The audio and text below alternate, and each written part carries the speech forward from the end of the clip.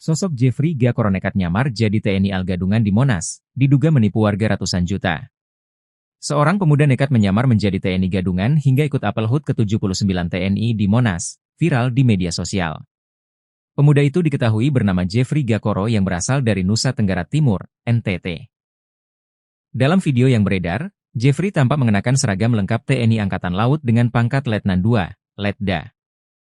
Tidak ada rasa takut dari raut wajahnya. Ia pun mengikuti rangkaian latihan upacara yang digelar untuk mempersiapkan hari besar TNI tersebut. Untungnya, penyamaran Jeffrey itu tidak berlangsung lama. Pihak berwenang segera menangkapnya setelah mengetahui bahwa ia bukan anggota TNI yang sebenarnya. Adapun pemuda berusia 23 tahun itu menyamar sebagai perwira rohani Lantamal 7 Kupang. Komandan Polisi Militer Angkatan Laut, dan Pomal, Lantamal 7 Kupang Letkol Laut, PM, Catur Dono Wibowo menyampaikan, Jeffrey ditangkap di Silang Monas, Gambir, Jakarta Pusat pada Jumat, 27 September 2024.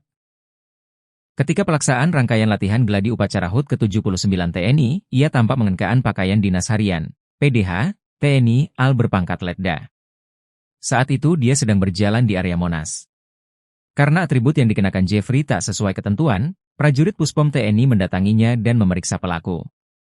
Ternyata terbukti bahwa pelaku adalah perwira TNI Al Gadungan, ujar Catur. Berdasarkan hasil pemeriksaan, Jeffrey mengaku membeli atribut TNI Al di Pasar Turi Surabaya, Jawa Timur. Pakaian itu ia kenakan untuk menipu seseorang pada Agustus 2024. Menurut hasil pengecekan, korban penipuan telah melaporkan kejadian ke Pomal Lantamal 7. Pihak berwajib pun memburu JGK sejak Agustus 2024.